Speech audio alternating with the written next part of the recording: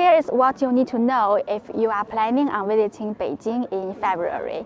Beijing's February is beautiful, fun, and delicious.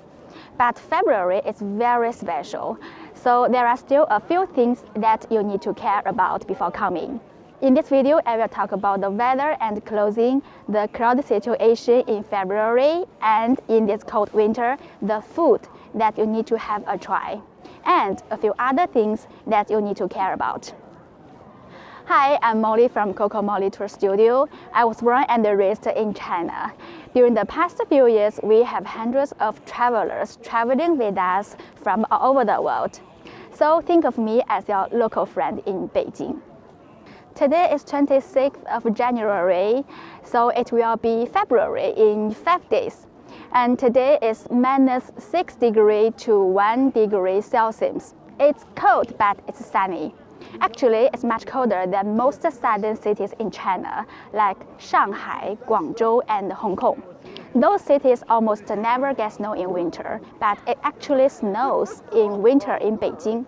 In this winter, it has snowed for several times. Typically, if it snows, it will only snow in December, January, and February. So if you are planning on visiting Beijing in February, maybe it will snow. But don't worry, if it snows, it will be only for 1 or 2 days. So it won't have a big impact on traffic and your travel. But you can enjoy the unique charm of the city when the whole city is covered by wet snow. In general, Beijing's February still winter is cold, but not too harsh in a dramatic way.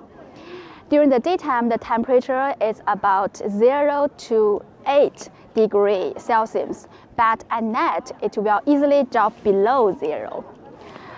The good news is Beijing's winter is windy and dry, super dry, not humid at all. So it's quite comfortable if you have dressed properly. My local reminder is remember to bring your moisturizer because Beijing's winter is really dry. As for clothing, my advice is layers. A down warm jacket, a scarf to protect our necks from the strong wind, and the gloves to protect our hands. And the most important thing is a pair of comfortable shoes.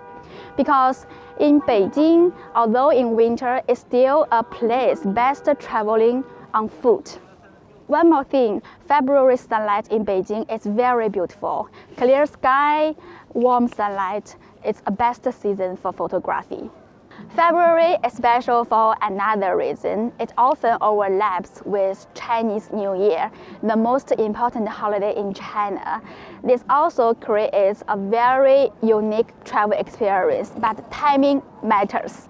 This year, Chinese New Year's holiday is from February 15th to February 23rd, totally 9 days. So in the first half of February, before the holiday officially begins, the whole city is very comfortable for travel. Crowds are manageable, popular sites are easier to book, and the whole city feels calm and relaxed.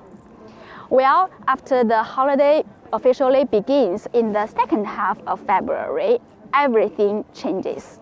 It will come to the domestic travel peak. Popular attractions will get much more crowded. So planning ahead becomes essential. The change will come on the 18th of February because Chinese people still prefer to stay with family members on Chinese New Year's Eve and the first day of the New Year. So the travel peak period will come on the second day of the New Year, which is the 18th of February. So if you are planning on visiting Beijing during that period, make a reservation early and be flexible with your schedule. Another piece of advice, call the restaurant that you want to eat to make sure whether they will open during that period. Because many restaurants and shops may close during Spring Festival period. Similarly, popular attractions like National Museum and Forbidden City may also have a very different service time during Spring Festival period. Although Spring Festival's Eve falls on the 16th of February, The strong atmosphere of Spring Festival will run through the entire February. So if you are in Beijing in February, congratulations, you will get a very special travel experience. This is a time when traditional Chinese culture really comes alive. One place I highly recommend is China National Arts and Crafts Museum. Their Spring Festival folk exhibition is a wonderful way to understand the Chinese culture, tradition, and folk life, all in one place. Or if you want something more lively, Beijing temple fairs are really deserved to experience.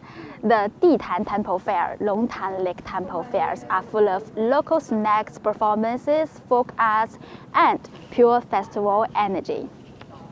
Those places are noisy, colorful, but it's the best way to celebrate the Chinese New Year like a local. The detailed information about these places and activities has already attached in the description area. And of course, food. If there is one thing that you must have a try in this cold winter, it must be the traditional copper hot pot. The charcoal-fired pot stays hot during the entire meal, warming you up little by little as you eat.